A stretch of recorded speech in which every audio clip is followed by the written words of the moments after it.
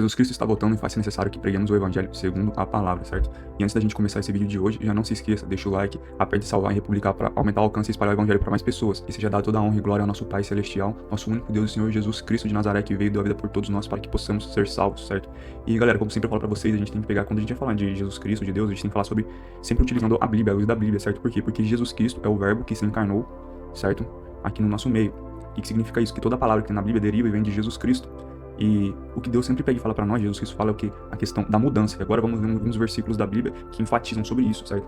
Em 2 Coríntios, capítulo 5, versículo 17 diz: portanto, se alguém está em Cristo, é nova criatura. Que isso já significa mudança. Continuando, as coisas antigas já passaram, eis que surgiram coisas novas. Então, quando você está em Jesus Cristo, quando você realmente, certo, tem ali Jesus na sua vida, você é uma nova pessoa. Tudo muda e o quê? As coisas antigas já passaram. Ele falou que já passaram, eis que surgiram coisas novas. Você é uma pessoa renovada, certo? Vamos pegar aqui, vamos pro próximo. Em 2 Coríntios, capítulo 4, versículo de 16 a 18 diz: por isso, não desanimemos, embora exteriormente estejamos a desgastar-nos, interiormente estamos sendo renovados dia após dia. Mudança, renovação. Pois os nossos sofrimentos leves e momentâneos estão produzindo para nós uma glória eterna, que pesa mais do que todos eles. Assim, fixamos os olhos não naquilo que se vê, mas no que não se vê. Pois o que se vê é transitório, é passageiro, mas o que não se vê é eterno. Então, galera, aqui também tá falando sobre que a questão, quando você tem a mudança que o quê? Nada mais que é exterior, que do mundo, que acontece, te desanima, certo? Por mais que o seu corpo esteja cansado, você não fica desanimado, porque nós estamos produzindo uma glória que não é daqui, que não é das coisas que a gente vê, certo? E que não é passageiro também, aqui tem o tempo, aqui as coisas passam, uma pessoa vive 70, 80 anos, o tempo passa, agora na eternidade não, é para sempre. Em Deuteronômio, capítulo 31, versículo 6 diz: sejam fortes e corajosos, não tenham medo nem fiquem apavorados por causa delas, pois o Senhor, o seu Deus, vai com vocês, nunca os deixará, nunca os abandonará. Então, quando você tiver a mudança, independente das adversidades, não tenham medo, nem fique apavorado por causa das coisas que vão acontecer. Deus está com a gente, galera. Em Filipenses, capítulo 4, versículo de 6 a 7 diz: não andem ansiosos por coisa alguma, mas, em tudo, pela oração e súplicas, e com ação de graças, apresentem seus pedidos a Deus. E a paz de Deus, que excede todo entendimento, guardará o coração e a mente de vocês em Cristo Jesus. Então aqui, ó, quando tiver a mudança, não andem ansiosos, não tenham medo, certo? Muitas das vezes que nem o pessoal fala final do tempo, sobre ter dinheiro, sobre não ter o que comer, sobre isso, sobre aquilo, que fala que não andem ansiosos, não tenham medo pelo dia de amanhã. Em tudo, andem pelo que? Oração, súplica e ação de graça, agradecendo. A ti dou graças, Pai, porque tu me ouves. Apresentem seus pedidos a Deus. Não tenham medo, apresentem seus pedidos a Deus. E a paz de Deus, que excede todo entendimento, guardará o coração e a mente de vocês. Depois que vocês apresentarem, depois que vocês orarem, a paz vai vir sobre vocês. Se você está ansioso, se você está com medo, é por quê? Primeiro, você não está orando, você não está jejuando e você não está ali na palavra. Porque quando você alimenta seu espírito, a carne fica fraca. E por que você tem medo? Porque você fica ansioso? Porque a carne está no lugar, não o espírito. Entendeu? Em Gálatas, capítulo 2, versículo 20 diz: fui crucificado com Cristo. Assim, já não sou eu quem vive, mas Cristo vive em mim. A vida que vivo no corpo, vivo pela fé, no Filho de Deus que me amou e se entregou por mim. Então, quando a gente acredita verdadeiramente em Jesus Cristo, quando a gente tem esse despertar, nessa renovação, você já não anda mais pela carne, não é você que vive, mas é Cristo que vive em você, através do quê? Através do Espírito, através da unidade. Por exemplo, no jardim lá do Éden, o Espírito de Deus estava junto com Adão. Agora, quando Adão pecou e veio para a terra, o Espírito de Deus se retirou de Adão. Certo? Agora Jesus Cristo veio, se sacrificou por nós, e o Espírito de Deus está conosco de novo.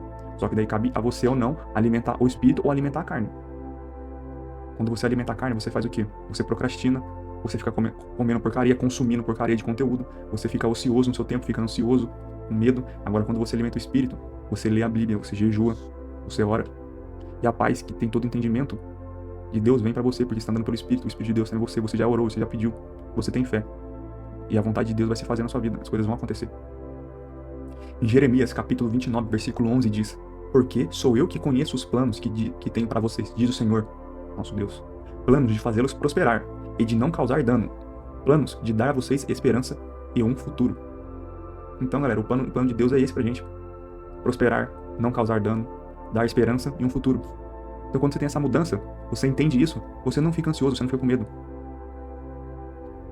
Em Romanos, capítulo 12, versículo de 1 a 2 diz: portanto, irmãos, rogo pela misericórdia de Deus que se ofereçam em sacrifício vivo, santo e agradável a Deus. Este é o culto racional de vocês. Não se amoldem ao padrão deste mundo, dizendo: mas transformem-se pela renovação de mente, para que sejamos capazes de experimentar e comprovar a boa, agradável e perfeita vontade de Deus. Então aqui fala sobre o quê? A gente tem que viver rogando pela misericórdia de Deus. Meu Deus, perdoa meus pecados. Meu Deus, perdoa os meus erros. Meu Deus, me ajuda. Se ofereçam em sacrifício vivo, que é o quê? Você renunciar à carne, você renunciar às coisas da sua vida. Sacrifício vivo, santo e agradável a Deus. Que é isso que eu falei pra vocês. Fazer um sacrifício, que é o quê? Deus não quer mais hoje em dia que pegamos e oferecer um animal, mas sim que ofereçamos o quê? Uma vida em santidade. Se você errar, você deixa o erro. Você entrega as coisas na mão de Deus. É isso que Deus quer. Esse tipo de sacrifício. Antes era um sacrifício animal, hoje não, é um sacrifício da vida, do pecado. Este é o culto racional de vocês. Racionalidade. Não se amoldem ao padrão desse mundo, mas se transformem pela renovação de mente. Qual que é o padrão do mundo? Devolvendo a mesma moeda, se irar, desejar o mal pro próximo. E qual que é a renovação de mente? Perdão, entregar na mão de Deus, orar.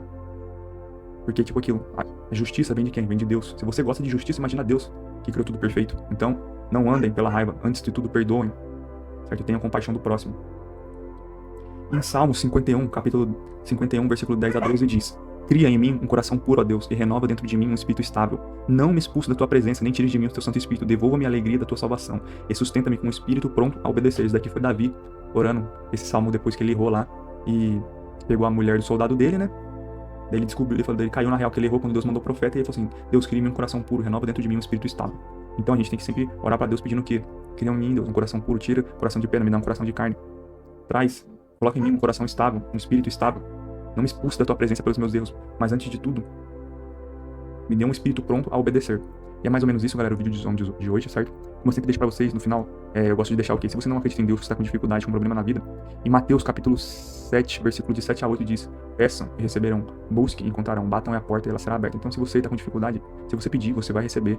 Se você procurar, você vai encontrar Deus. Se você bater a porta, ela vai ser aberta e você vai entrar e sair junto com Deus e Jesus Cristo, certo? Então, chegando no finalzão do vídeo, não se esqueça, deixa o like, aperta pra salvar e republicar, para aumentar o alcance e espalhar o evangelho pra geral. E que Deus esteja com vocês, com a sua família, multiplique, frutifique, traga cura, restauração pros lares, pras famílias, certo? Dê sabedoria e discernimento, que o Espírito Santo de Deus possa pairar sobre vocês, certo? Tamo junto, até o próximo vídeo.